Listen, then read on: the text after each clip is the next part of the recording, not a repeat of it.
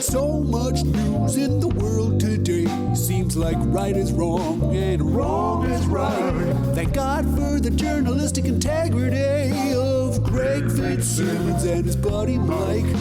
With blinders on, your week has passed, but now Sunday has come at last. It's the Sunday Papers 2, 1. Okay. Read all about it. Read all about it. You're going to hear a difference. We got new mics. Read all about it. Sunday Papers. We got new mics.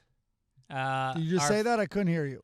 I did. Right. Our crack producer, Chris Denman, visited Los Angeles last week, and he gave us a little gift. He gave us... Okay, now what brand? Take a guess at the brand. They're amazing. That Chris Denman, with all you know about him, what would the name of this mic company be? What do we think? I would say the Jew phone. You would think, being so self-conscious with what we've tagged him as, is a sort of a MAGA guy and all that. And Ray, we always give him digs about being racist and Tiki Torch-like. You would think he'd go with a Namaguchi mic. I don't even know if that's a real one. I'm making it up. But something. No, these are called. Go ahead. Tell him, Greg. It's called Heil. Heil Denman. I mean, Heil look, first Denman of all, is right. Before we make fun of this name, these are considered the best mics in the business. I'm looking at my levels, and I've never seen them this steady in a way. Yeah, the levels are super steady. It's a hotter mic. We're It's keeping a them fatter mic. Look at this work that I did here, having to tape it. It does not fit in the standard holder. Well, we're going to have Denman send you a holder. But, look, we get a lot of complaints from people about our levels. People say that the volume is too low. So we're asking you for some feedback. How is it normally? Does it sound better? Email us, fitzdogradio@gmail.com. How is the quality of the sound? We're trying to up our game in 2024. That's right. The funny thing about Heil as a microphone is historically Hitler had terrible mic technique. All he did was scream. He did. Did he even need a mic? Even in the stadium, I don't think he needed a mic. No, it was all. That's why he was always putting his arm up. He was saying, "Quiet down so you can hear me." Shush, shush, shush. Yeah, hush. He very giant gestures. He made it he knew how to communicate. What is Heil? Is Heil the same as hi? Like hi, no, Hitler? Hail. Oh, it's hail. Listen, their playbook wasn't exactly original. It's from Hail. Well, and probably Hail Caesar wasn't original. Yeah. Hail. So send your corrections. Who was the first leader who was hailed? Right. Well, I got to think people hailed Jesus. Hail Jesus? Hail Jesus. I don't know. Well, I don't know. I mean, not in his lifetime, but you mean the image of him, the memory of him? Yeah. Well, no. At the time, he was a zealot. He had a lot of true followers that were very excited about him. I think they would have hailed him. Although Jesus himself hailed John the Baptist. That's right. That was his mentor. He was a rock star. Yeah. He made him a Christian.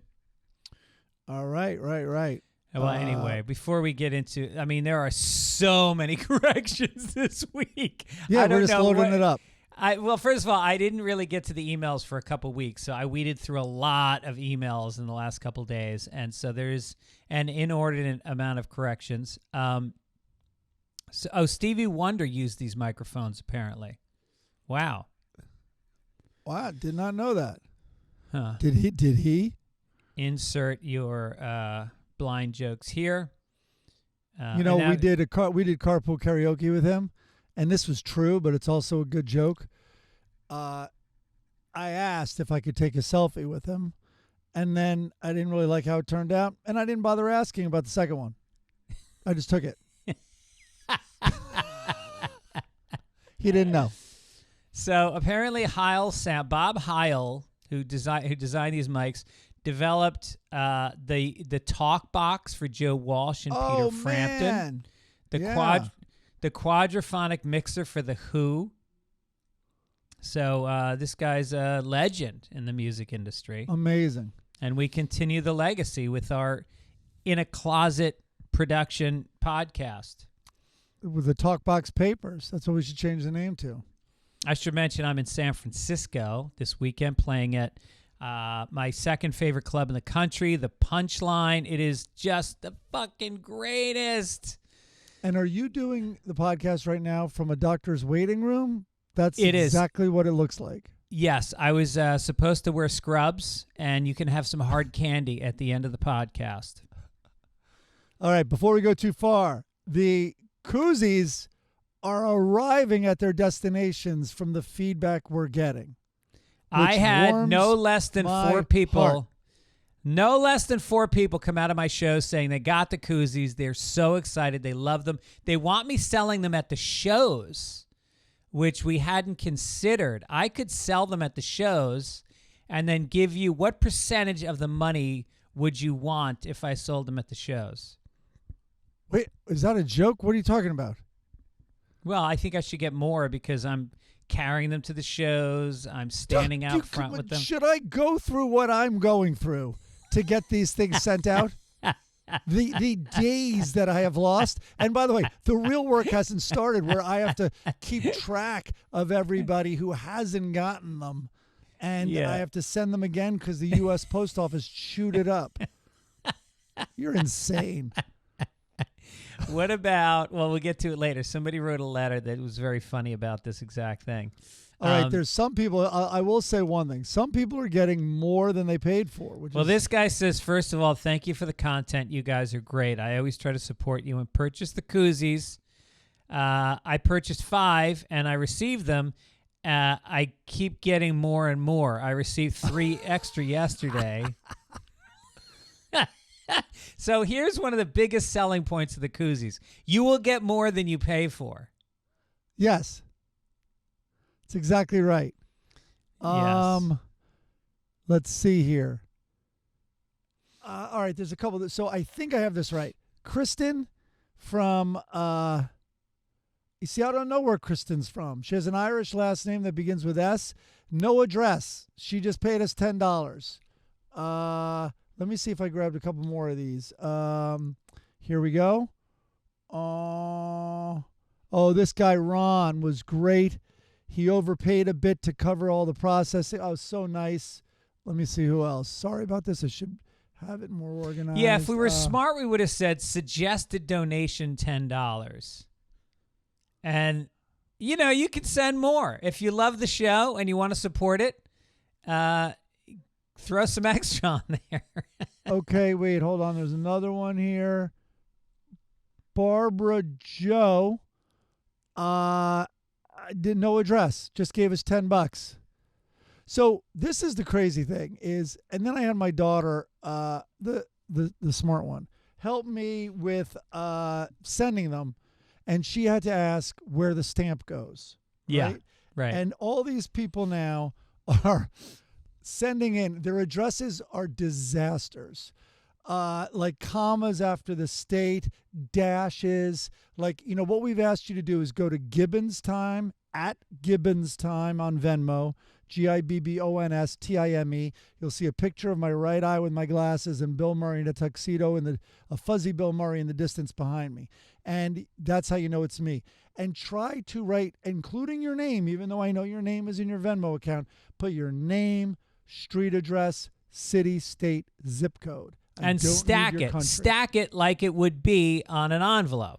Yeah, and I'm correcting him, and it's fine. That's not really my complaint. But it's amazing how many get it wrong. And it reminded me of just, and my daughter with the stamps, letters in general. So I'm going to read you this quote I found, which is absolutely true. It's in a book. It's in an old book. And this is it. And this is a father writing to his son. People no longer write letters, lacking the leisure and for the most part the ability. They dictate dispatches and scribble messages. When you are in the humor, you should take a peep at some of the letters written by people who lived long ago. That was by Joel Chandler Harris to his son on April 5th, 1900. I mean, and it just brings me to every generation thinks the next generation is not as good, and I am fully on board that. I think every generation has been right about that. There was this really funny bit that Greg Giraldo used to do about Civil War letters, and it would be like, my darling Maybelline, how my heart cries out for our lack of, and then he's like, and now you get letters coming from Iraq. Jeannie, are you fucking anybody?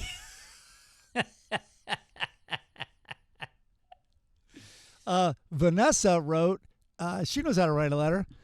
I can't believe you shamed me on an international podcast because Venmo shorted you 29 cents. What the heck, fella? I was just trying to be supportive. I don't even want the stinking koozie. Anyway, here's your money. Go buy yourself something pretty. By the way, love the podcast. And she sent $1.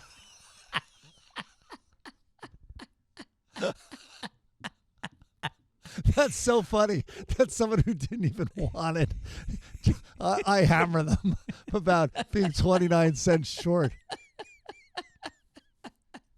This guy, Tim goes, paying you for 10 times the 29-cent Venmo credit card charges in random orders. I don't really want a koozie. Happy holidays. And he sent me $2.90, so I guess I'll shut up about it. I kind of love this. I am not really valuing my time and how much time I'm spending on this, but I really am seeing everyone's names, where they live. Sometimes I have to look up their house because they forget part of their address. I know how much their homes are worth, but I am, it does feel very organic and cool, to tell you the truth. That's awesome. No, it's great. And, you know, the fact that we're selling koozies to keep your drink cold in December shows the marketing genius behind Sunday Papers. Greg, like the McDLT, it also keeps the hot side hot. Don't forget that. That's right. All right, so then we got what else do we got? Koozies. Koozies. I read about. Okay, all right, just a quick story because we try to load the top of here of funny things that happened to us during the week. So I don't know if this will come across as me being mean or not. But so I'm doing a project. I'm going to try to keep this as generic as possible because it's real. Doing this project, and we're trying to schedule this Zoom, and this producer who's very successful or whatever, it was scheduled finally and all that, and then all of a sudden, to many people, a guy goes, listen, I have to move it. Now, this is a Zoom scheduled for next week. How long is the Zoom going to be? Probably 10 minutes. And we're just trying to get on the same page. And he goes, yeah, I'm unable to. I found the worst news ever this morning. My dog has cancer. Right? Of course, very bad. But then, I mean, all the emails, first of all, everybody felt obligated to write how sorry. And he's like, I know, you met him once, this, and blah, blah, blah. And then the assistant's like, guys, we were going to move it till later next week, but I think we have to move it even further because, you know, of his dog. And eventually, I asked my friend who I'm doing the project with, who's very funny, I go, should I write this to him and just be like, I'm making up his name, Steve. Steve, listen, I'm so sorry, for the diagnosis on your dog. And I can relate because my mom has cancer. You fucking pussy. I think I know what you're going through because my mom has cancer like your dog.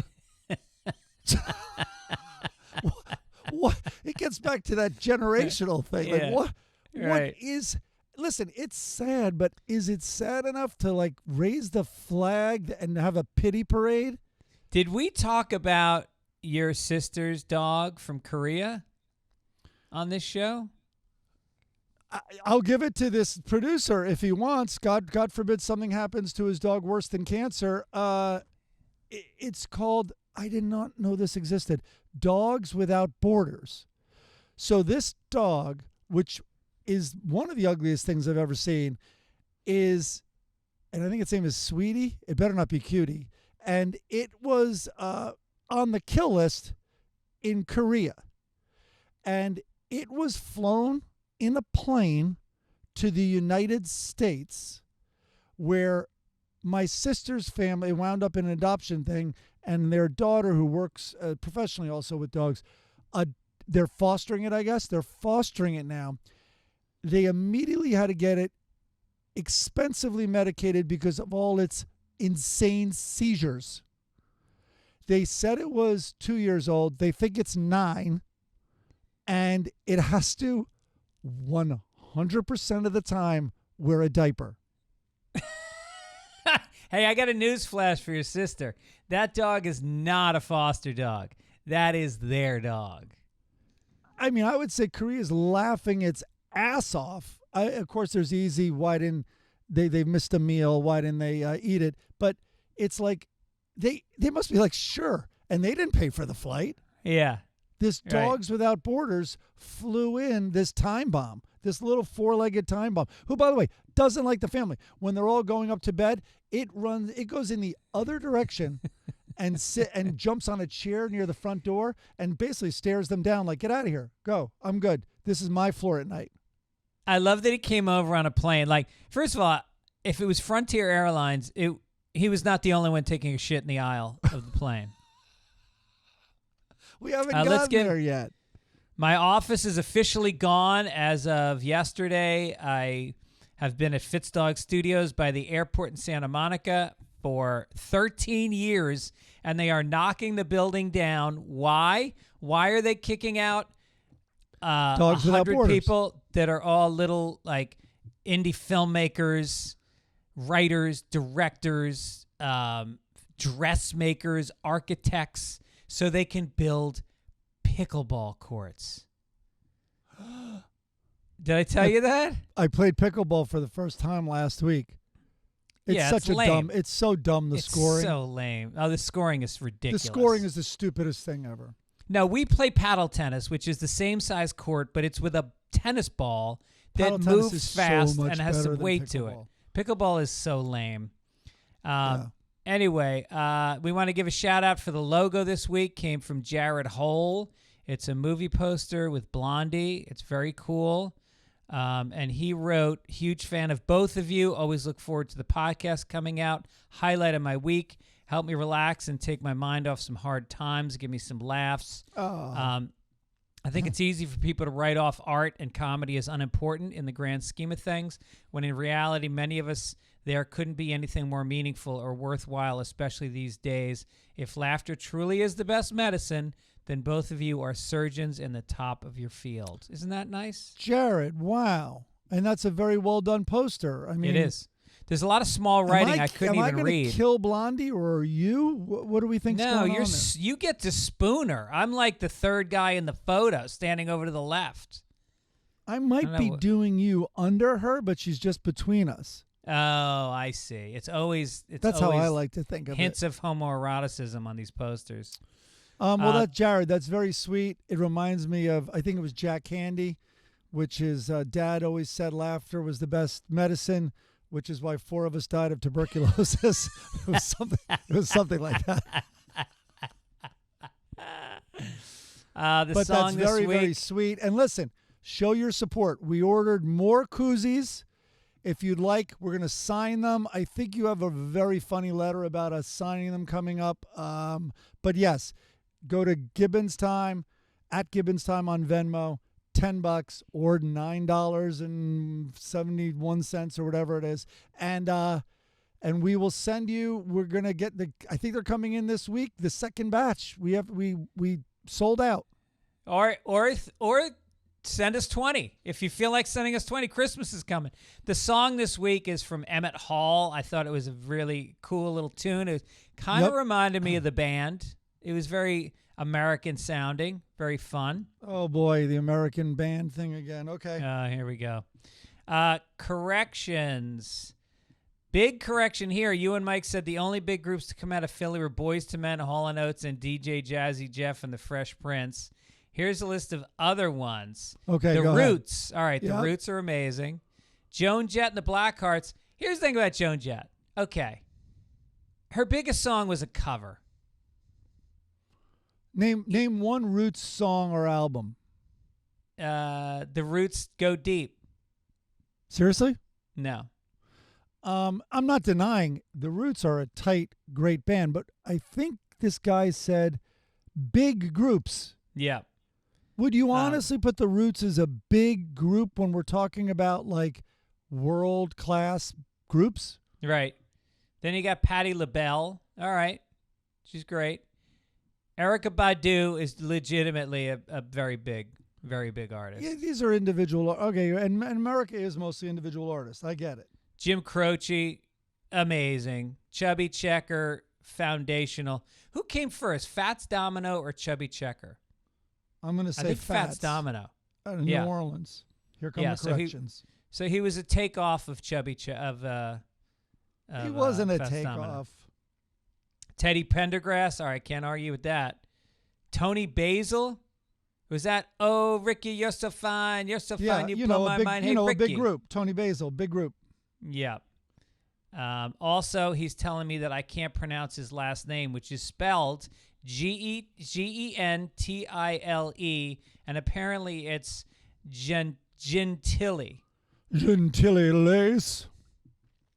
Chris Auer says, you called women's private parts jewels, but men's testicles are the jewels, and women's genitals are the pearl.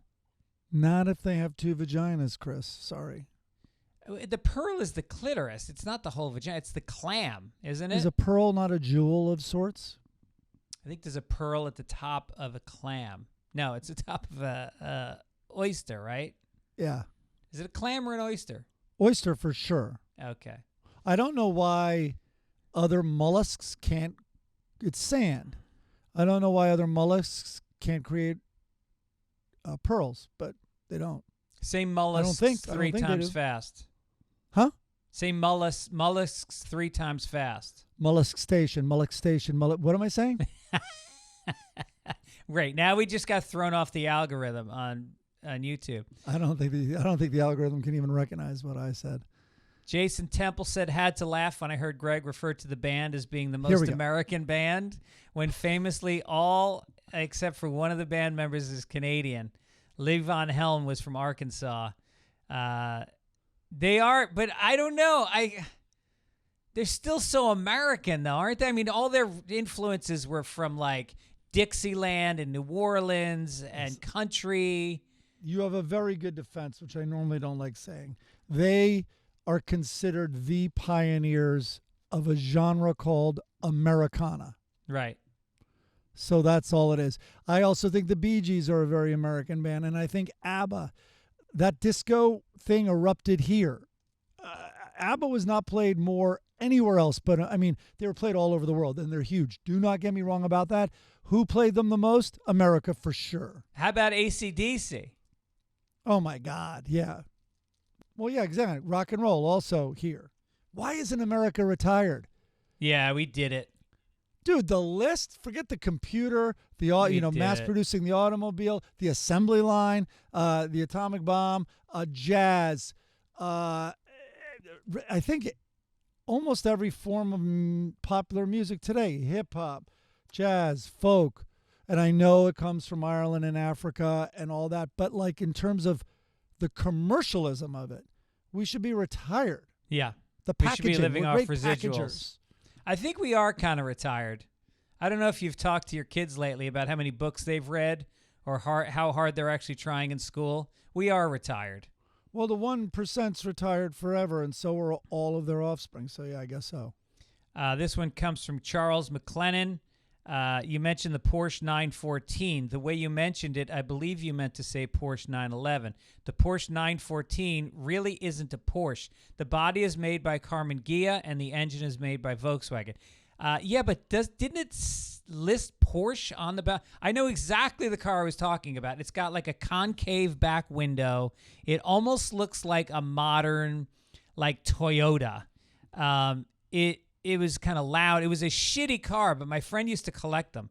Maybe it was a 917. Or no, I think it was the 914. Meanwhile, the Heil mic is rolling its eyes as you talk about all this German minutia. And then finally, we got this guy, Charles Reese, said that I believe you guys meant in the U.S. when listing the most viewed events in history on TV. This is the international list of most views on TV. The funeral of Elizabeth II, which was just last year, was the number one at 4 billion viewers. I bet it was high up there in America also. After that was the 96 Summer Olympics opening ceremony, 3.5 billion. Now that one was in Atlanta, right? And it was. I was there. I thought it bombed. Oh, right. I was there. I was at Pete Scott's house, and I remember watching the opening ceremonies in his living room. And it was the one where Muhammad Ali was the torch bearer. He was the guy that lit the torch. Yeah, lit the cauldron. Princess Diana with his visible Parkinson's, which I think most people became aware of it. Non-sports fans became aware of it then. I remember watching it in Pete's living room, and I think Dudley was there with this girl, and it was the most profound moment watching Ali with his hand shaking. It was like you could hear a pin drop. It was so intense, and she goes, "That's weird. He's all shaky," and I just was like, "Shut the fuck up." This is why women shouldn't watch sports with men. She was, in her defense, joking about Dudley, who was whacking off during it. You're right. Princess Di's funeral, Michael Jackson's funeral, Ali versus Spinks got 2 billion. Live Aid, FIFA World Cup 2022. Do you remember how big that? Why was it that year that it was so big? I mean, was America? America did well, but it didn't go that far. Wait, that's last year. 2022 was the last World Cup. Yeah, because it's growing. It'll be bigger. It'll be bigger the next one. You ready for this one? In the U.S., in sports, number 4 is Women's World Cup, got 2 billion viewers. Imagine 2 billion people watching one incredibly slow goal. That everyone's like, how did that get by? Watching one celebrity, Mia Hamm, and that's it. All right, and then this one, Rick said, "You are toying with us." Nixon did grow up poor. Kissinger left Germany in 1938 when he was 15. He did not grow up in a concentration camp. Well, his family died in the Holocaust. He lost like 13 family members in the Holocaust. Did he? Yeah. Did he have them killed? It's very possible he bombed them. He was very he was ahead of his time there. He knew what he was getting into for a career. It was collateral damage. It had to be done. I love Christmas. It's when I do my best bombing. And he also said that Mike, tell Mike to stop missing the phrase "beg the question." It does not mean raise the question. I know, he's right. But it's commonly used that way. I'm not defending it, but it is commonly used that way now. Boy, I tried understanding. I looked it up. I tried understanding "beg the question," which is, it's like a presumed premise that's true. You're presuming it's true. So I guess your premise really should beg the question, why is that true? I guess that's what it is. I don't know. I've never used it that way. Well, stop using it. Okay. And I'm going to stop saying that college football players don't get paid. Basically, this is from Steve Stranger. Basically, all players in Division I are getting name, image, likeness money now, and not $50,000 for someone being on the cover of a video game. Michigan, for example, all 66 players on the roster, many who don't play, get at least $66,000 a year. Their top player gets $1.2 million. So he goes on and on to list all these other players that make a lot of money. So I guess I was wrong about that. But it's still in proportion to the revenue the sport is taking in. It is still not commensurate with the NFL. People hate us talking about sports. And on that note, Did you see the Oregon game last night? I don't watch college football. Well, it was like me. I think you were more into the story. Like, is there a good story? And I mean, this was a championship, and who goes on into the playoffs? Anyway, it was Oregon, Washington, and it came down to Washington scored a touchdown. Instead of being up 3 with 2 minutes left, they were up 10. Now Oregon has to score twice, and everyone's like, I mean, I don't know if they could do it. I don't even think they had all 3 of their timeouts. So they get the ball. I don't know what it was. I think they scored a touchdown in 6 seconds. It was 2 plays. No. 2 plays, touchdown. Now they're down by 3. Onside kick and they could have had a shot. All they needed was a field goal to tie. Did not happen. Wait, did they recover the onside kick? No. Oh. And then they didn't stop them. All right, well, that's a boring story. Well, incredibly exciting game, and a lot of people felt Washington deserved it. James Parham wrote in to say, please turn up the volume, ! And maybe with these mics, we'll hear the difference. Yeah, there was another Venmo person who took the opportunity on Venmo to tell me to turn up the volume. Yeah. Well, Chris Denman was in L.A. this week. We took him to lunch at the Penmar. He dressed in normal street clothes. He didn't wear a fucking suit like last time. And he thought we were yelling and too loud the whole time. He kept turning us down. And he said he swears that they have looked at the volume problem, and I don't know. I don't know what to tell you. Shout out to Fitzgibbons from Denman. Okay. Yes. Tour dates coming up. I will be doing. I don't know that I announced this yet on Sunday Papers because the lineup came together recently. Every year for many years, I've done a benefit for the Best Buddies, which is a group that helps people with intellectual disabilities get internships and jobs, housing. A great group. And we are doing our annual benefit at the Comedy Store on December 13th. On the lineup, Sarah Silverman, Andrew Santino, Bobby Lee, Ron Funches, Annie Letterman, myself, and a special surprise guest we can't announce because he has a big show in L.A. coming up, but he'll be there as well. So get tickets at fitzdog.com and, or go to the Comedy Store website. But it's a great cause. It's going to be an amazing show. It's very cool show. you do that. And come on out and support it. Also, coming to Fort Worth at Hyenas December 15th and 16th. Milwaukee Improv December 29th through 31st. Den Theater in Chicago January 13th. Tell your friends. Let's sell that baby out. Also coming to Atlanta, Portland, La Jolla, and Tampa. Tickets at fitzdog.com. Now let's talk about mental health. I struggle with it somewhat successfully. I would say very successfully. And part of that is I've gone to talk therapy over the years. I can't think of a better way to do it than online with BetterHelp. This show is sponsored by BetterHelp, and they have been a part of this show for a long time.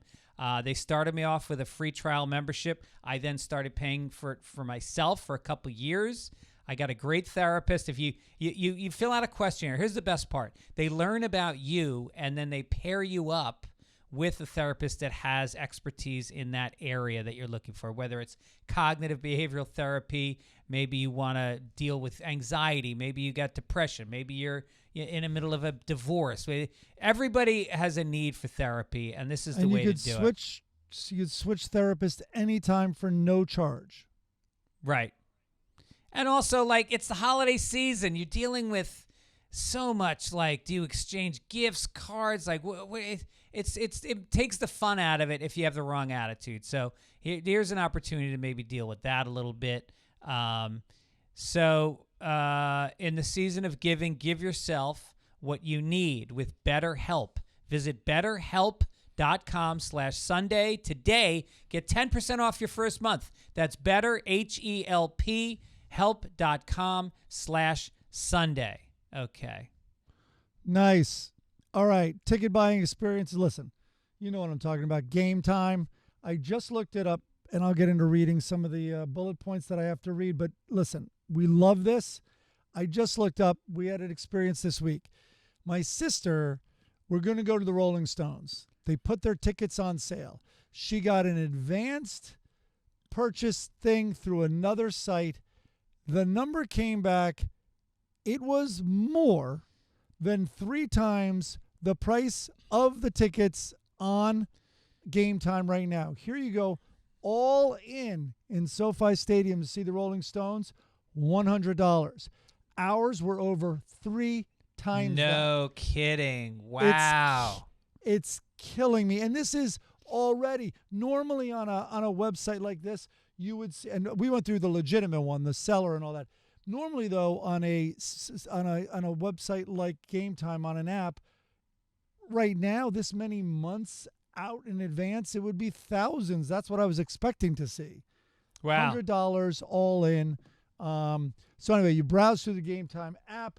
I love, as I've told you guys before, I love going to Discover and you see what's going on. Oh, mine is from Miami because I was just in Florida. Let us return to Los Angeles. Here we go. Warriors Clippers. That's a good one. $41. I get to go for free. I'm friends with one of the coaches. That's today. Oh, that's a nice way to take the wind out of my sails here.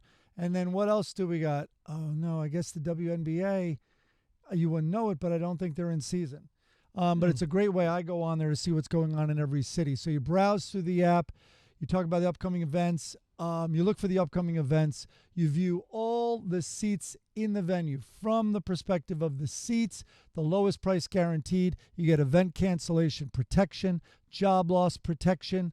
And I just want to say how easy the app is. It's such a pleasure to find an app where you just literally a couple of taps, it downloads to the phone. You don't have to transfer. You don't have to print. It's easy.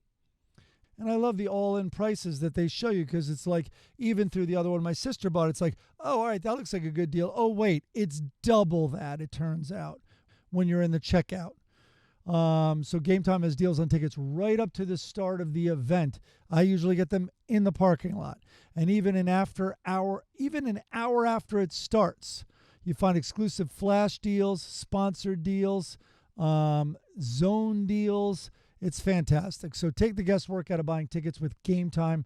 Download the Game Time app, create an account, and use code PAPERS for $20 off your first purchase. Terms apply. Again, create an account and redeem the code PAPERS for $20 off. Downline Game Time today. Last minute deals. Tickets, lowest price guaranteed. All right, listen.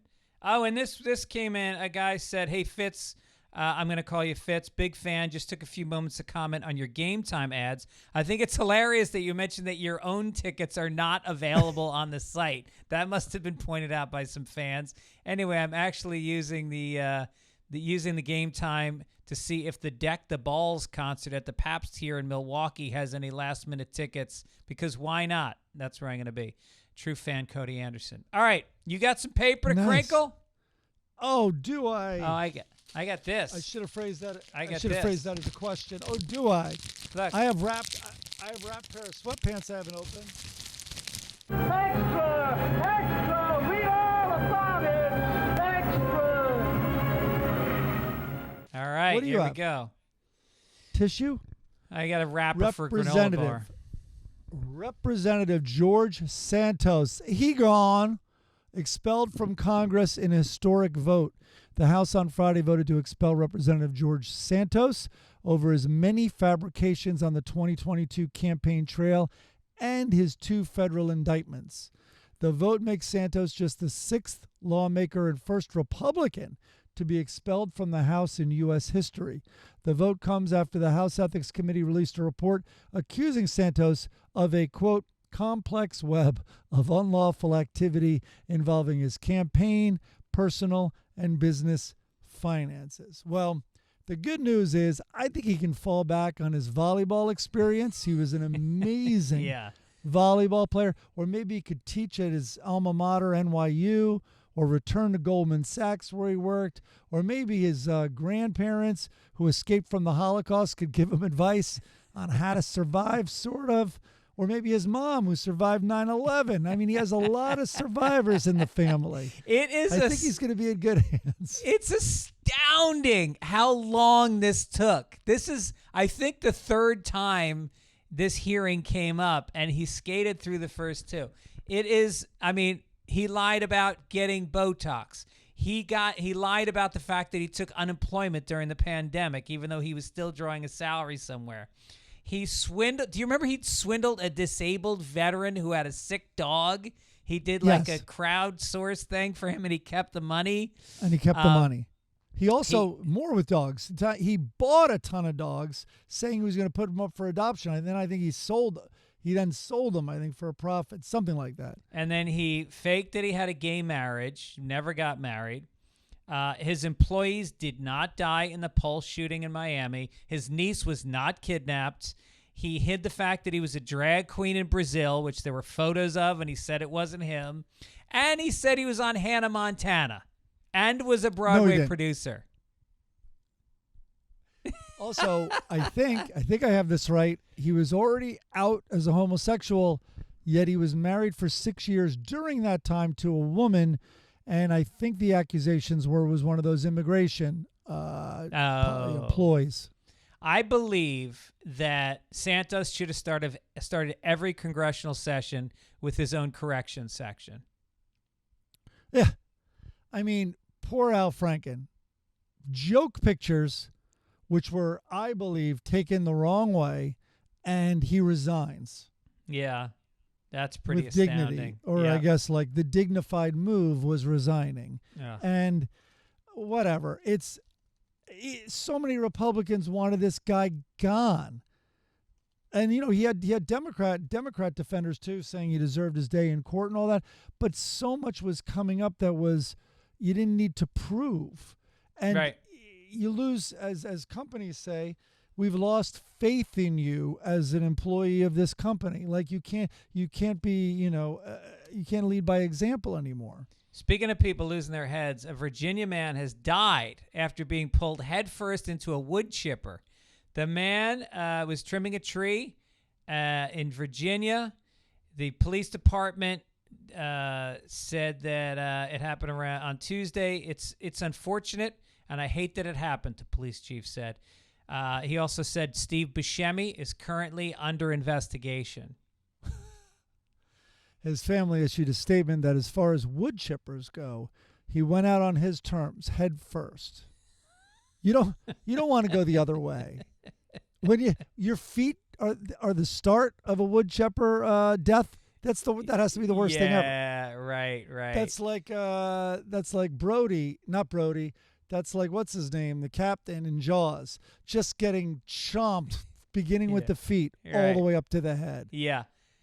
I think that's the same thing about jumping off a building.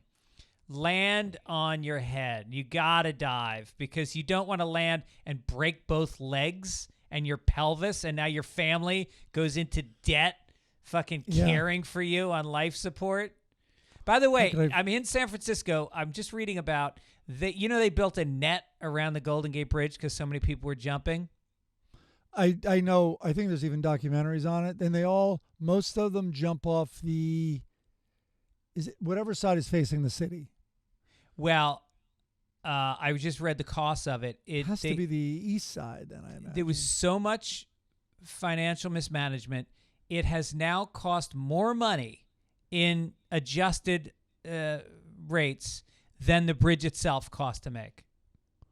Wait, what the net? What does cost more? The net, building the net on the Golden Gate Bridge in adjusted for inflation dollars has cost just short of the amount it cost to build the bridge, 25% less. Probably not adjusted, but anyway. No, adjusted. Adjusted. What do they think they are, an apple factory in China? Why do they feel they need this net? If people want to kill themselves, let them do it in the best place possible. I mean, that's romantic. What, are you going to jump off onto a sidewalk and land on people? No, let them go into the fucking bay. There's almost zero risk that they are going to land on someone, unlike if they jump off a building. Right. Yeah. And It is, yeah. I don't know why people do that. Has anyone lived? I'd like to ask them why they I don't did it think there. anybody has ever lived jumping off the Golden Gate Bridge. And you know that it screams like great metaphor over here. But you know the guys who paint the Golden Gate Bridge, when they finish, it's already time to start Right. back on the other side where they began. Yep. Chris just Sisyphusian. wrote in that a planned $140 million project after years of delay may end up costing more than $400 million. I know what they're doing. This is where they're going to put all the homeless people in these nets. They're going to push them off the bridge. Yeah. And they're all going to be in the net. Then they throw down food to them twice a day. Hey, you guys like trampolines? Come on, we just built a new trampoline. What is what this a about? view. Look at this view. You have the best view in the Bay Area. Are you kidding me? Wait, before we move on from the wood chipper, last night I caught up. I'm watching the current season of Fargo. How is it? Fargo is one of the best series ever. I'm It's with you on the first two top seasons. 20. The Chris Rock No. season, I had to stop watching. I was not buying Chris Rock at all. I did not watch the Chris Rock season, so maybe I have time to. So get this. I thought I could watch all of them, and I watched, I think, episode 3 last night and couldn't go any further.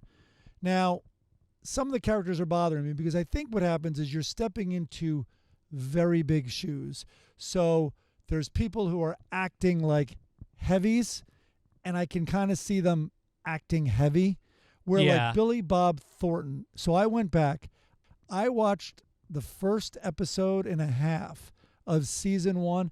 If you have not watched Fargo, just go watch the first episode of season 1. I did not realize that amazing scene between he and Tom Hanks' son, God forgive me, I don't know, I'm forgetting his name, that when Hank's son pulls him over, which is giving nothing away, there is a scene, it's really short. I'd say it's probably a minute and a half. Anyway, that's in episode 1 also. I thought it was further on. It's so well done. Colin Hanks. Yes, Yeah, Colin no, Hanks. I agree. The first 2 seasons of Fargo are some of the best TV I've ever seen in my life. Oh, and Jean Smart, amazing. Yeah, she's incredible. I think she won the Emmy for that. She did. And so did Billy Bob Thornton, I think. Wow. What's this next story? Private jets headed to global warming conference are literally frozen on the runway. So That's it. That's all you need.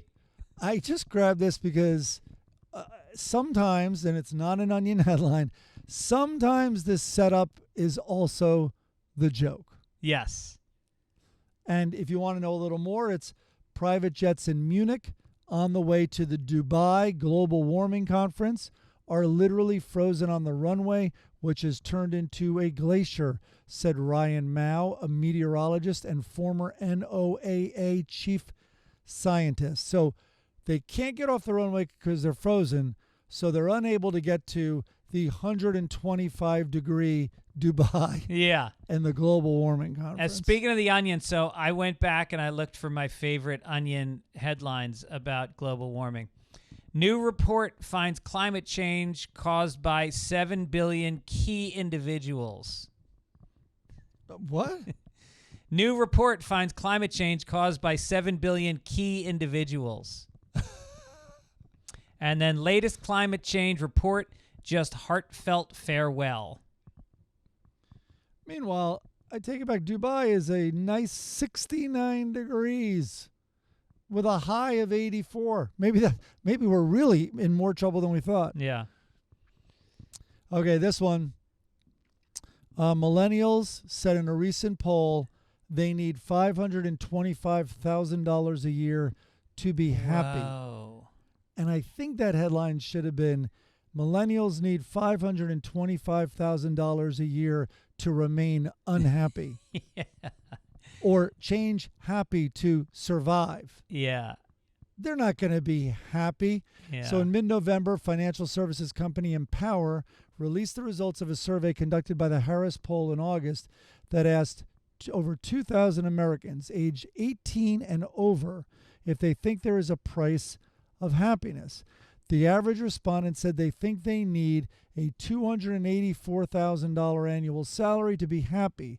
And millennials, that amount was much higher at $525,000. Whoa. Well, listen, after their dogs get cancer, it's very expensive to throw a pity parade. Yeah. And everything's about you, so you're going to need more money. Wow. That's amazing. You know, I see millennials, and it's like me and the wife will go out to a fancy restaurant maybe once a month. That's it. Otherwise, we cook at home. Maybe we take out healthy takeout, for the most part. But every time I go to these restaurants, it is filled with people in their 20s that are getting appetizers and multiple fancy drinks. And then they go out to these fucking, IPA breweries. And then they get, expensive takeout sent to the house from the best restaurant. It's amazing. One of my neighbors, they're like that. And they are just, it's incredible how much money they spend. Trips constantly. The drinks in L.A., and we should have people write back. The drinks in L.A., the number that comes in, and I do it a lot, the number that comes to mind is $17. Minimum. Sometimes it's 22. No. I mean, and sometimes it's less, of course, and it depends where you go. But at this point, I think a restaurant is being reasonable when I see a drink that's, a little more complicated than a vodka soda, but not much, for 15. Yeah. I think they're being kind of reasonable. So what is it in Chicago? What is it in Miami, Austin? Beers are still $6 or whatever, but I'm talking about like you want a cocktail and it's on the menu. So you're not asking for the shittiest vodka soda, but you're not asking for like 4 alcohol craziness. But I don't know how they do it either. Because I read this thing, a more recent study. And you're tipping on that. I read a more recent study that there's this Harvard professor that teaches a famous class about happiness, and it's the most attended class at Harvard University. And in it, he talks about that there is a plateauing of happiness once you hit, I think the number when I read it, and this is a few years ago, was like $70,000. And that the money you make after that might make you more comfortable, give you more choices, but it does not bring more happiness. Yeah, I think the premise there, although it might be another study, was like once you're, I don't know what they call them, primal needs, shelter, food, and and especially in America, probably a bit more than that. But once those are met, like you can afford car insurance and a car, or if you need it, or you can afford transportation, and you can afford to eat and be comfortable at night, you have shelter, then happiness gets trickier. Right. And really, I mean, mo money, mo problems is a real thing. I mean, when you suddenly are making $500,000 a year, now you got an assistant, you got a housekeeper, you got a landscaper, you got a pool guy, you're overseeing a crew of people. You got a tennis court. Yeah. You got a pool. You got people that you wonder who wants something from you. You wonder if your cousin who's coming to visit really wants to see you or he wants to borrow money. Things get more complicated. I can tell you because I'm making upwards of $71,000 a year, and that extra $1,000 is throwing me into a fucking tailspin. I was gonna say, yeah. Why aren't you happier? Here is a story about a Texas mom. She was booted from her sex education role after the school district she served discovered she was a convicted prostitute who is still advertising herself as an escort. Ashley Ketcherside, 38, has been busted twice for her side hustle before on a council that recommends appropriate grade levels and methods for human sexuality instruction for a school in Godley. Quote, "We had no idea what was going on in her personal life. She was always very friendly and personable," the school board trustee Kayla Lynn said. She advertised scantily clad images of herself online as, quote, "true girl next door." I mean, look, do you want an expert in this class? Is there any parent who knows more about sex? And she could also teach it in conjunction within economics class. Listen, I Googled her image because of her name appearing in this, and personally, I do not know why she needs this day job. No, she looks Seems good. she would do just fine on the Yep. Girl Next Door app or whatever. I should copyright that. The Girl Next Door app. But maybe it wasn't about the money, and she was just giving back. Right. Maybe that's what it was. And Right. You're stopping her. She wants kids to understand the basics. Today, kids, we're going to learn about oral sex. It's $50 unless your husband wants you to lick his balls, then it's $75. Any questions? Yeah, I don't know how. I just saw a clip online. It came across my feed, and I think it was Shane with Bobby Lee, and they were talking about when you were like things we talk about, like when you were just your testosterone, your new testosterone's flying around your body, and you're in 8th, 9th grade, and the most even unattractive or very old, and they even said and they're trying to wear outfits that cover it up so they could be the least sexual version of themselves possible, and still you'd fantasize about them. Mrs. Globerman, 8th grade. We don't have to name her. Oh, my God. With those 2 globes. She had the most beautiful face and hair and calves, and we used to come to class stoned because the class was after lunch, and in 8th grade we used to get high we'd play stickball and get high behind the school. And so she called us all after school, me and my 3 friends, and she told us that we were going to become drug addicts, and that if we kept doing this, eventually we would be doing cocaine and acid. And we laughed, and we said, that's so ridiculous. And within a year, we were doing cocaine and acid. She drove a Mercedes convertible to school. Well, same. So not naming names, but I dated a teacher, a high school teacher, and who did nothing wrong, but there'd be vacation shots, and she's in a bikini, and she brought it, and She had a crazy body. I couldn't believe it wasn't an issue in every single way. Like that, I can't believe the principal. And again, it's a tough thing because she's doing zero wrong. And listen, they were tasteful, all of that stuff. It was just how you would see vacation photos in a bathing suit. Right. But I can't believe sites weren't started by the students. And if I was growing up with that, my mind would have exploded. How old were her students? High school. Oh. Seniors, juniors, Damn. all of the 4 years of high school. Shit. Oh, no. I mean, oh, my God. Speaking of anyway. bitches being crazy, former pro wrestler What? Tammy Sonny Sitch has been sentenced to more than 17 years in prison for drunkenly colliding with another car, killing a 75-year-old man. Is that killing him, or is that just kind of moving things along? While her blood So-called. alcohol level was 4 times the legal limit, authorities in Florida said. Uh-huh. Sitch, who was inducted into the WWE Hall of Fame in 2011, pleaded no contest to driving under the influence manslaughter. She also had an unsealed bottle of vodka in her vehicle and cannabis in her system. I didn't know they checked for that. She'd been arrested multiple times for driving under the influence in Pennsylvania. She did not have a Florida driver's license.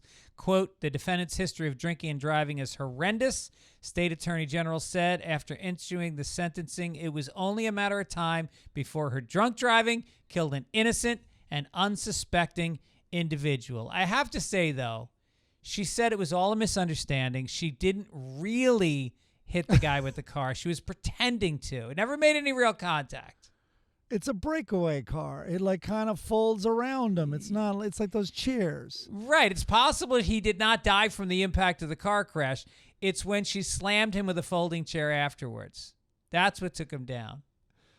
Listen, she never had a chance with that 1-2 combo of Pennsylvania and Florida. Doomed from the start. Now listen to this. Sonny also had a side hustle in porn, and I'm not making that up. She posed nude on this nude wrestler website, and in 2016 she did a vivid pornographic film titled Sunny Side Up, In Through the Back Door. Damn. Way to blow the whole fucking plot for you in the title. Maybe that's what she was trying to do. She was going in through his back door with her car. Right. But I Googled her, and unlike the previous story, I would say she definitely should not quit her day job of being a reckless alcoholic. She Right. should stick to that. Yeah, she's got a gift. Yeah, because she's not going to make money showing her goods. This story got sent to us from our dear friend Dudley, who said that didn't we mention Dudley earlier? Yeah, we did in Atlanta. He was masturbating during Ali lighting the torch. Allegedly. 3 men and a woman have been charged in a fight that erupted the night before Thanksgiving at the iconic Saugus, Massachusetts restaurant Kowloon, police said Thursday. Saugus police identified the 4 people and the charges they face and noted that a report was being prepared. The 4 people were charged with 2 counts of assault and battery, dangerous weapon. Anyway, the reason I bring this story up is on Thanksgiving, the Kowloon was one of the first places I got paid to do stand-up comedy. It's about 15 minutes north of Boston, and Saugus is, if you saw John Travolta in Saturday Night Fever, was that Sheepshead Bay, Brooklyn, or was that Bayside? Weirdly, I've never seen the movie. No. Isn't that amazing? I've seen parts of it a lot. But yeah, it definitely was Brooklyn. Yeah. So anyway, this Saugus was the equivalent of that. It was like Italian girls with big hair, guys with Boonthausen t-shirts, and Joey Buttafuoco pants and wrestler sneakers, and there was a lot of dance clubs and a lot of fights. And so the first time I got paid at the Kowloon, and this is funny because this story was on Thanksgiving, and I called my family. I was about 23 years old, and I said, I can't come home for Thanksgiving, which was devastating. My family, we had a very close family, and holidays were a huge deal, and nobody ever missed a holiday. So I said, I can't make it for Thanksgiving. I got my first paid gig, and I got to do it. And the reason I got the gig is nobody else wanted to work on Thanksgiving night. So my family piled in the car, drove to Saugus, got a hotel room on Route 1 in Saugus, and came to my Thanksgiving night show. So they're sitting in the audience, and my dad, of course, has on like a blazer and a dress shirt. And my mom's got on a nice dress, and my brother and my sister are there, and I'm hosting. I'm the MC, so I walk on stage, and the place is actually pretty full for a Thanksgiving. And the Kowloon, if you don't know, it's like a Polynesian restaurant where they would serve you booze in bowls, like Scorpion giant bowls. Mai Tai. What do they call them? Generally, the most popular one is a scorpion bowl. Yeah, the scorpion bowls. And so the bowls were normally served with 3 or 4 straws, and you shared it at your table. They were huge. But at the Kowloon, everyone got their own bowl. 1 straw, this one's mine.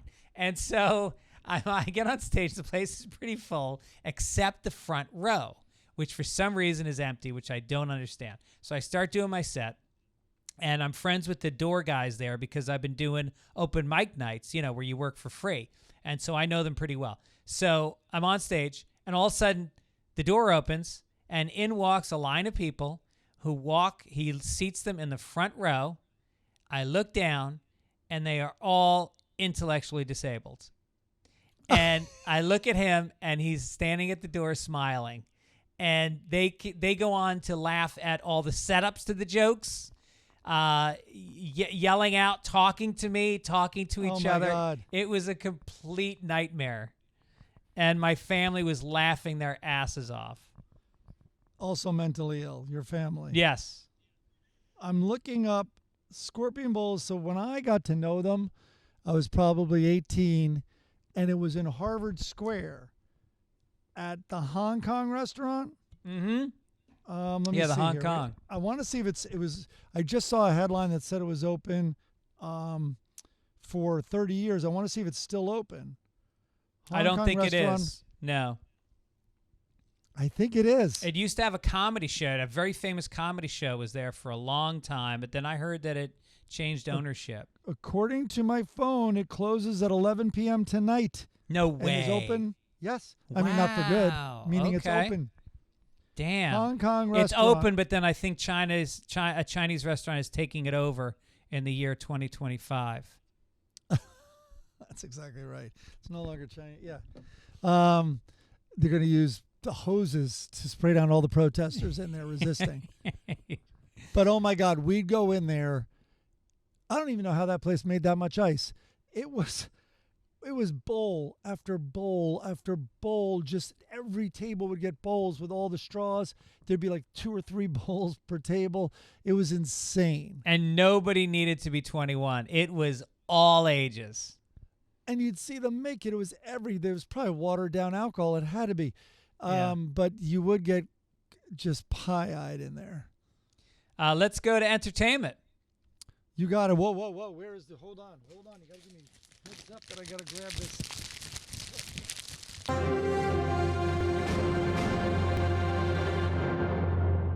There we go.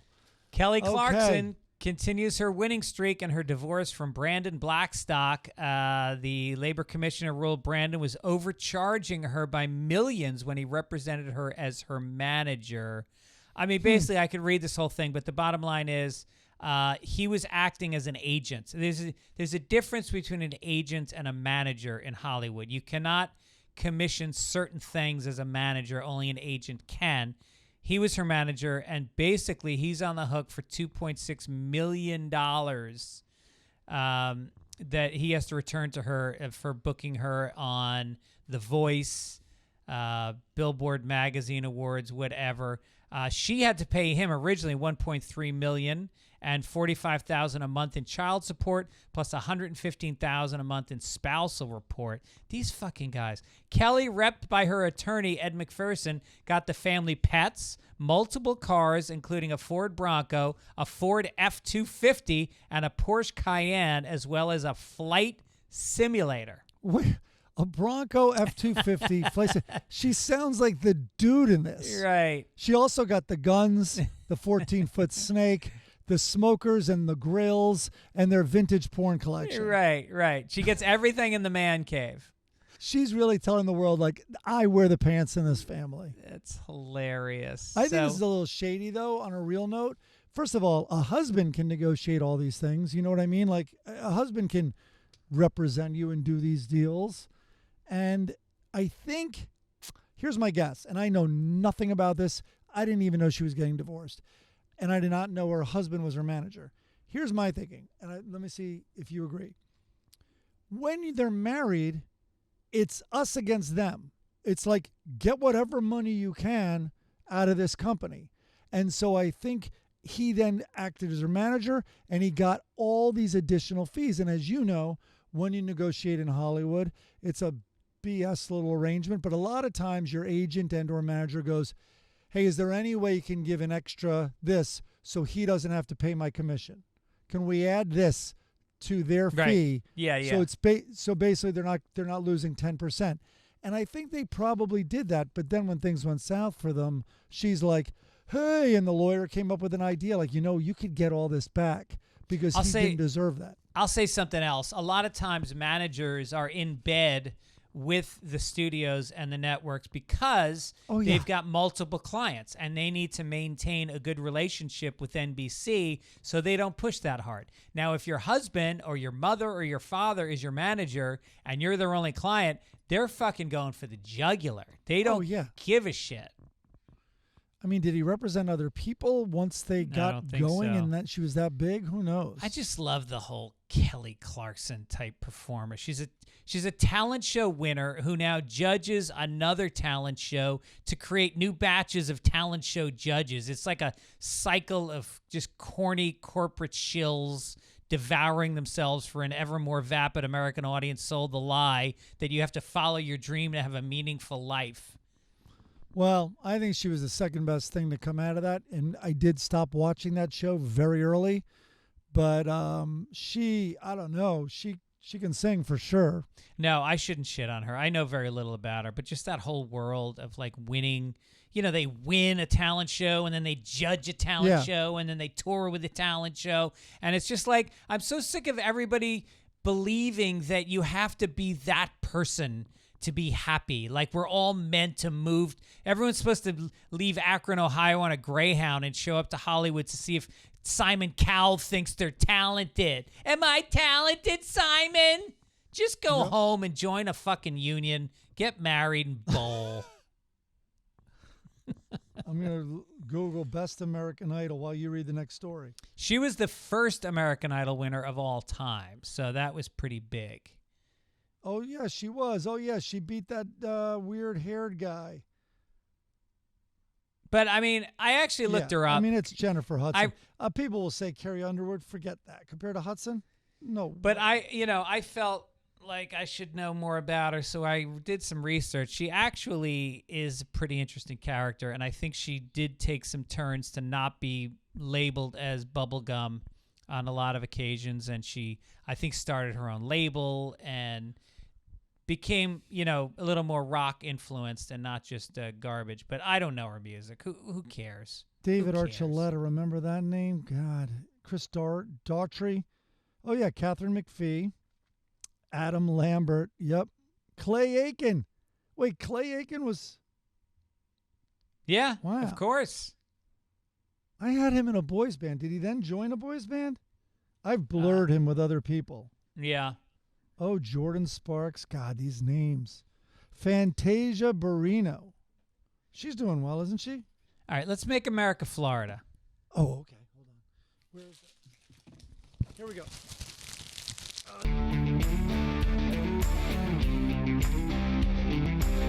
There was a Greek guy recently, I think. Okay, here we go. Florida. Oh, boy. How could I not click on this headline?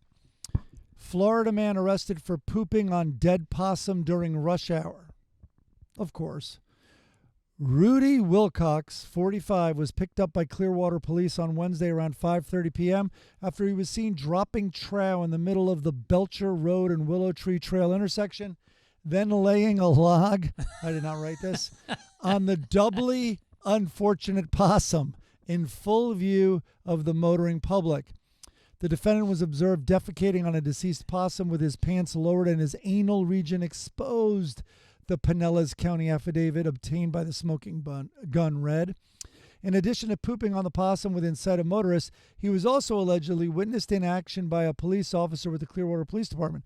Physical evidence was viewed at the scene, which corroborates the allegations alleged, the affidavit noted. He was charged with exposure of sexual organs. Meanwhile, the possum's family's like, it was a hell of a lot more than that. Way to bury the lead.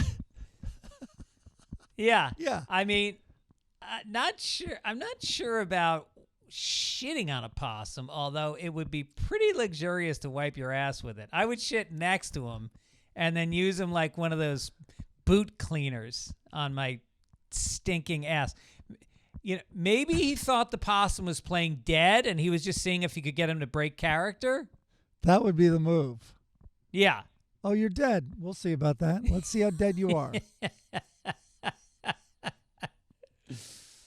Speaking of going where you shouldn't go, what's this next one? You're doubling up on Florida Man this we're week. doing 2 Floridas. We're skipping Australia this week. Although we should maybe, I think I brought this up, consider a Pennsylvania man. But anyway, the headline was, I gotta go pee, and a woman pulls down pants in the aisle during a Florida flight. And there's video of it. So a woman riding on a Frontier Airlines flight flashed her fellow passengers on Monday after pulling her pants down mid-flight. The woman, who has not been publicly identified, was one of several passengers, wait for it, headed to Philadelphia from Florida. Hey now. Was this Sonny the wrestler trying to escape? That was my first thought. The footage shared with News 6 by a passenger shows the woman saying, "Sorry, everybody," before pulling down her pants and squatting in the aisle. So already, I don't believe this, no woman going from Florida to Philly would ever say they're sorry. No, that's their right. That's just part of the flight. That's why you get Yes. an aisle seat. The woman indicated that she intended to relieve herself in the aisle after reportedly being told she couldn't use the bathroom by a flight attendant. Other passengers on the flight can be heard shouting at her, with one saying that there were children on the plane. She was seen pulling her pants back up before yelling, "I don't give a shit. No, fuck you. I gotta go pee." This sounds so Philly. Meanwhile, another passenger on the flight can be heard saying, "That poor little boy," likely referring to the young boy in the seat next to where the woman dropped her pants. I would have been yelling, "That poor boy," back when he boarded the Frontier flight from Florida to Philly. Yeah, right. And by the way, she didn't actually pee. She took her pants down. She didn't take a shit. This puts her in the top 4% of all Frontier passengers. Which, by the way, I think charges an extra $50 to use the bathroom. So it's justified. Now, I think Florida didn't let her bring it on, but she was probably had plans to pee on a dead possum in that aisle. Right. That's the move now. They're very absorbent. It's a Florida move. All right, let's go to international. Here we go.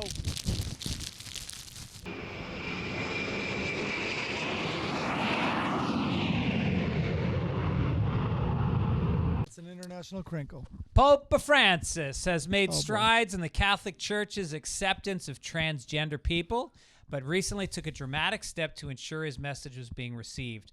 A group of transgender women with a history of personally interacting with the pontiff were invited to join 1,000 other, ready for this, poor and homeless guests for lunch to mark the Catholic Church's World Day of the Poor. They were treated like VIPs, with a former sex worker, seated at the table with the Pope.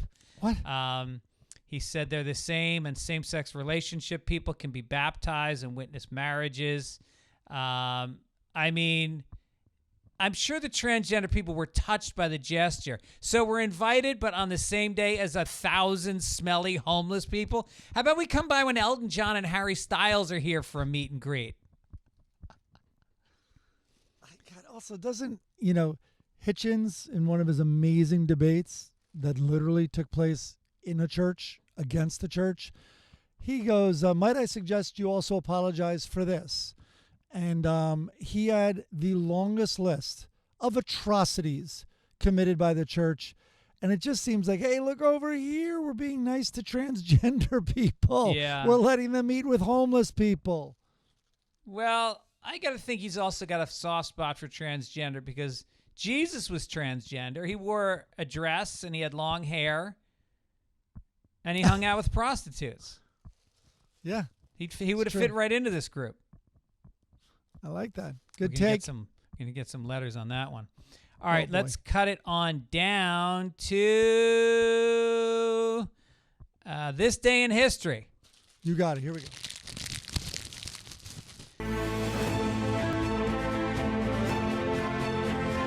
December 3rd, 1967, 53-year-old Louie Washansky receives the first human heart transplant in Cape Town, South Africa.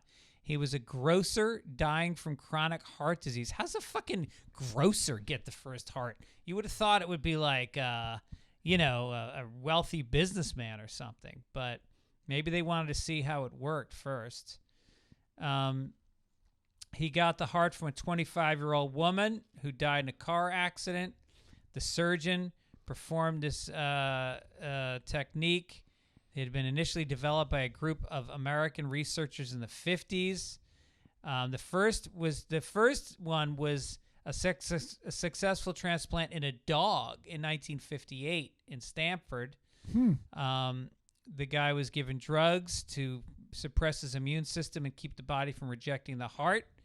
It left him susceptible to sickness, however, and 18 days later he died from double pneumonia. Oh, I thought he died because as soon as the female heart went in, he drove right into oncoming traffic, just like the woman who had the heart that he received. Wait a minute, is this a Twilight Zone episode? All of a sudden, he wanted to kill himself. All of a sudden, he couldn't parallel park. Yeah, and They wanted his heart, but he's like, what am I, a chick? This is my fucking heart. Not giving shit away. Oh, all right, let's boy. get to some letters from the editor. Here we go. Letters to the editor. Yeah. Fred like Way letters says, from love the the show. You two make me laugh every week. I'm writing to address a production issue that has bothered me since I first started listening 4 years ago. The bumper leading into the entertainment section sounds like you should be on before the evening news, not entertainment. Please have your St. Louis crew change this to something lighter, like Spanish Flea by Herb Alpert. Well, we can't use real music, but I get it. I don't listen to the podcast, but maybe this entertainment sting is not the one we should be using. Let's talk to Chris Denman about it after the show. The Herb Albert, it would almost make it sound like a game show, wouldn't it, from the 70s?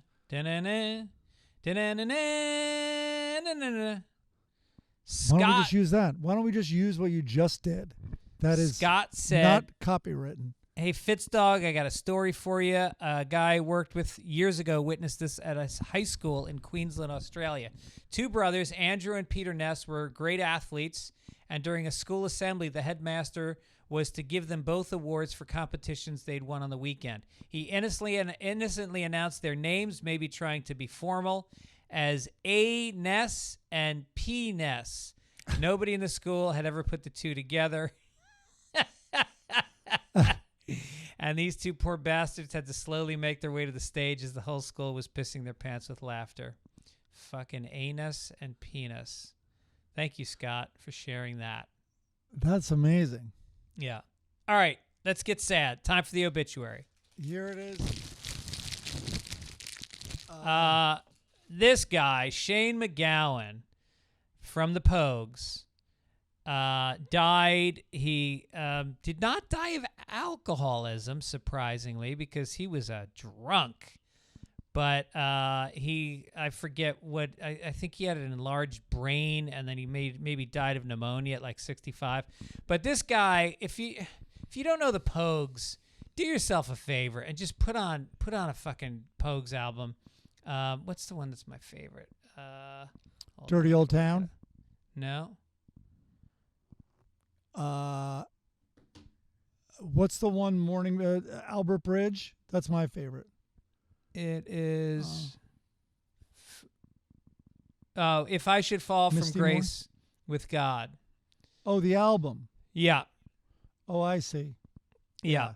Well, just like he takes Irish music and he mixes it with punk music, and it's just so much fun, and the lyrics are so fucking profound. He hates the British. I think he grew up in Ireland and then moved to England, and what a voice. He was born, which I did not know. Technically, he was born in England, which is shocking. But I think he lived in Ireland for a while. Yeah, Limerick, I think, or Yeah. no, Tipperary. Okay. And hold on, this still things. And but I'm looking up some. At of the one songs, point, Sinead O'Connor turned him into the police for drug possession, basically to save his life, and they busted him for heroin use. And he claims that that's how he got sober, and he thanks Sinead O'Connor for getting him sober. Wow. Yeah. Yeah, my favorite's Misty Morning Albert Bridge, but his widow is brought up that Let's See a Fairy Tale of New York, which I think was the song most listed in every obituary. You know, that was the one that they all mentioned. And It's it's like a Christmas duet, song. right? Isn't it a woman? He sings it with a woman? Yeah, with McCall. I'm just really spacey right now. But yeah, and she sadly passed away. But it's a Christmas song. It reached number 2 at one point, and she's wondering if it can get to number 1. Now, there are some obstacles.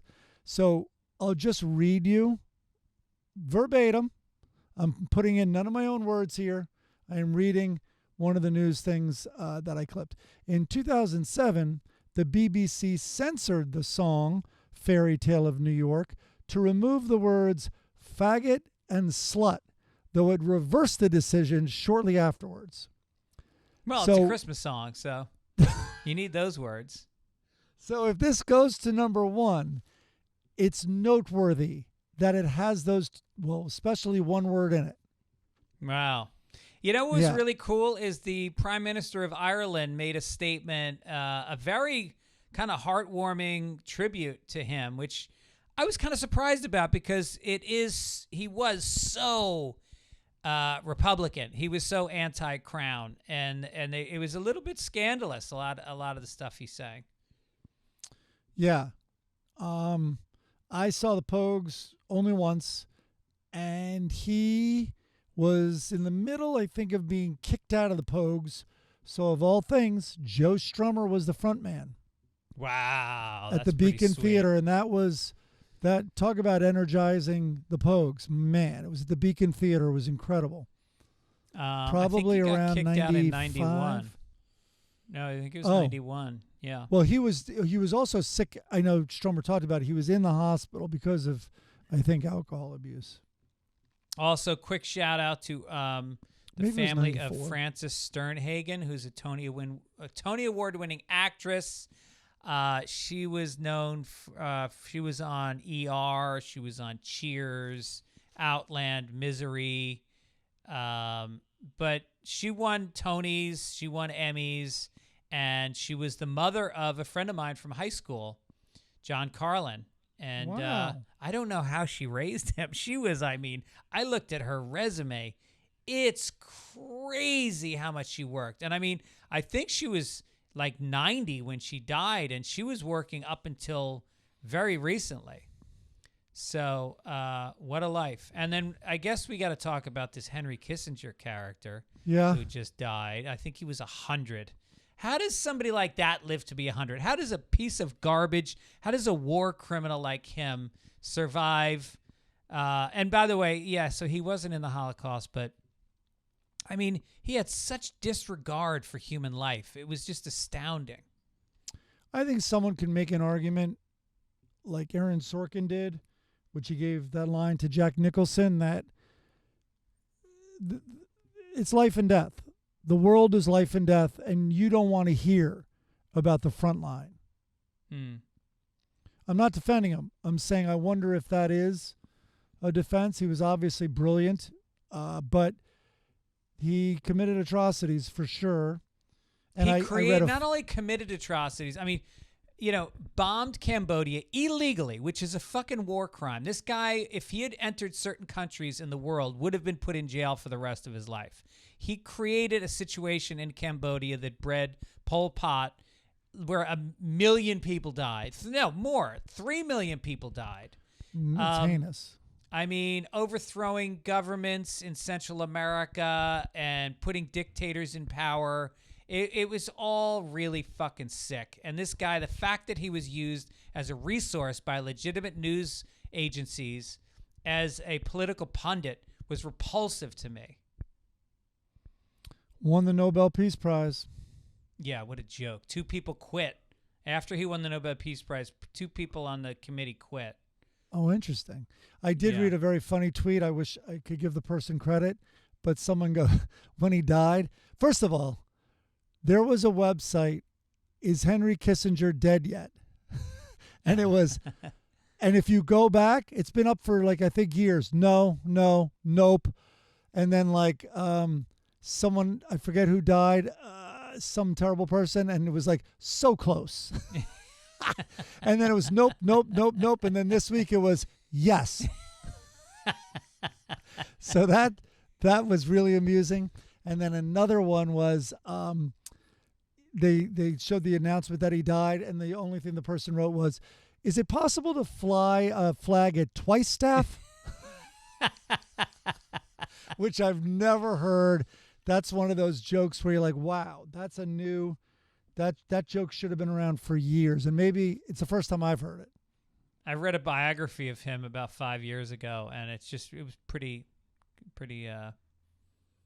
Fawning? revealing. No, it was pretty hardcore. Like the Beckham documentary? Yeah, I got to see that still. It's you know what's good about it is we hardly knew anything about it, but it's a fluff piece. Yeah. Let's cheer up and go to the funnies. Well, I cheered up with Kissinger. Okay, here we go.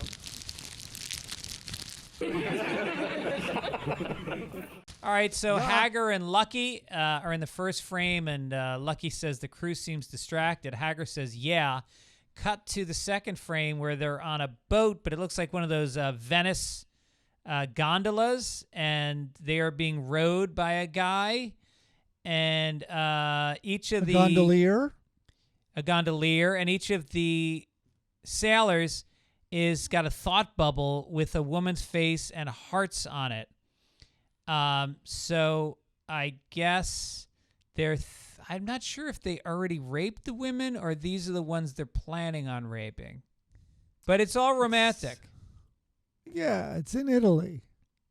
It's amore. I wouldn't put heart with rape. It's a rape. It's a rape, eh?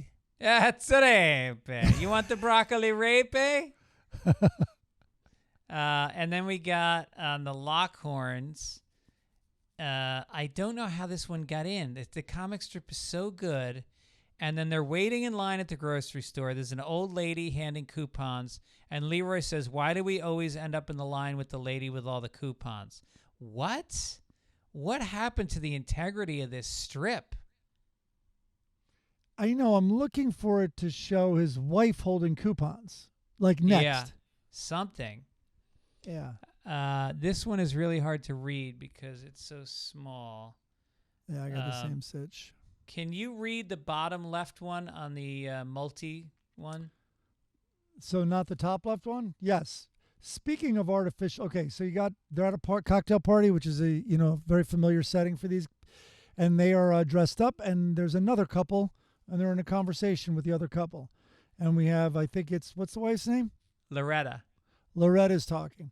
Speaking of artificial intelligence, have you heard Leroy's thoughts on the economy? I don't think that was the one. Okay. You're in the best shape of your life. Oh, no, the one above it. Read the one above it. Sure. Sounds like you just did. It is, he's standing holding a newspaper, I think. They look angry with each other. And who's talking? You think she's talking? She's talking, yeah. You're in the best shape of your life? Let me guess. A trapezoid?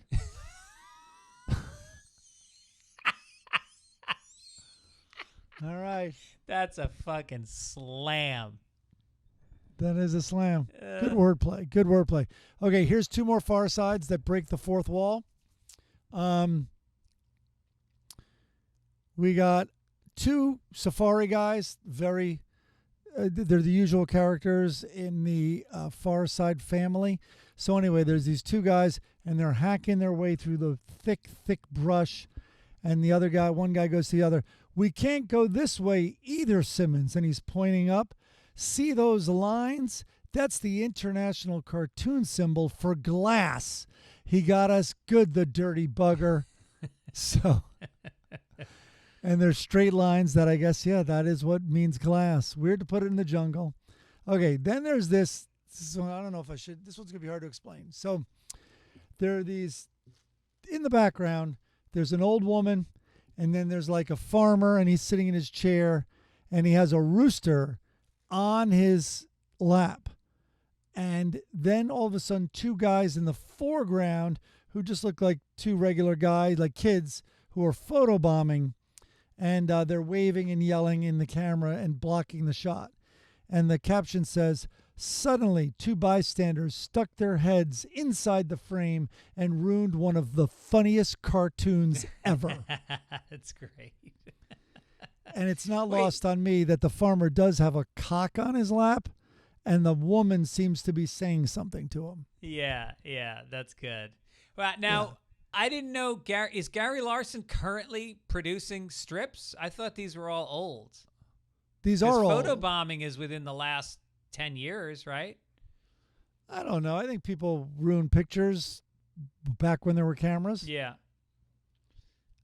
Speaking of ruining a woman in particular, here's Blondie. Oh, by the way, a woman came out of my show. I should grab it and show it to you.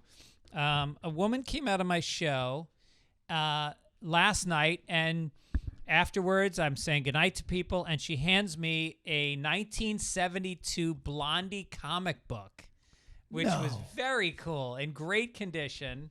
and I've been enjoying the shit out of reading it. And it goes Pages back are to, all stuck together. Yes. No, now they are. Yeah. So he's sitting on the chair with his feet up like he's earned it. And she's got her back to him reading a magazine. And she goes, the survey says men tend to hide their feelings. He goes, I don't feel like I hide my feelings. She goes, men stuff their emotions inside, leading to a pattern of stuffing, and more stuffing. He goes, I just remembered we have leftover stuffing.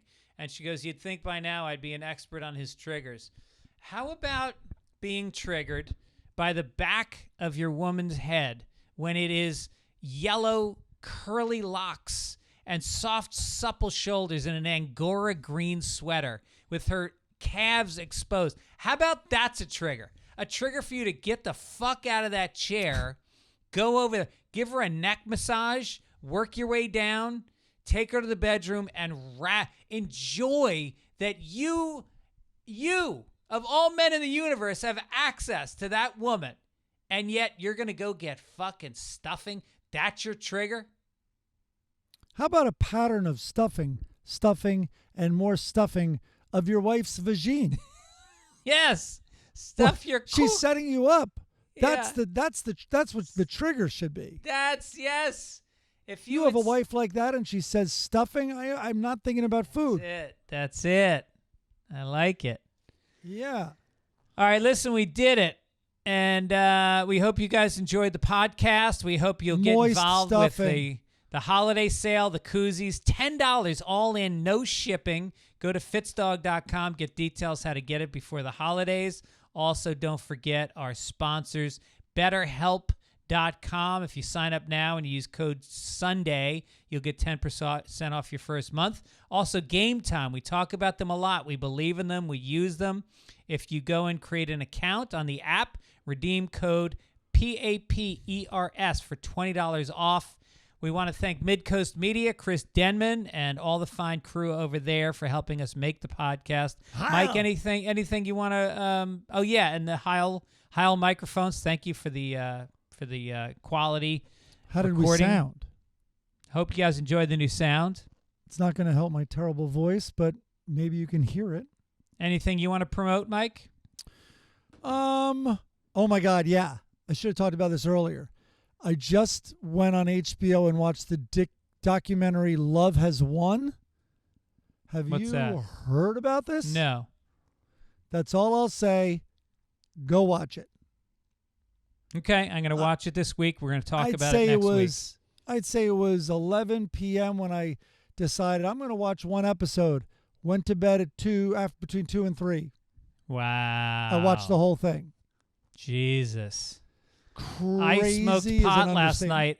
I smoked pot, got into bed at midnight, and watched the final 3 episodes of Breaking Bad. I just finished. I think it's the 5th season or the 6th season, however many seasons I got to the end. It's surreal. If you really watch it from the beginning, the way that show builds to where the show is going. At a certain point, Hank and Walt are going to go head to head. And a whole series, you're wondering who's going to win. And then as it's happening and you realize how involved they get the wives into it, it was so fucking, it's just surreal how intense it is. And what it does, and this gives nothing away, everyone needs to see Breaking Bad, but it's very Shakespearean in its storytelling, and I don't use that lightly, and I rarely say it about anything else. But,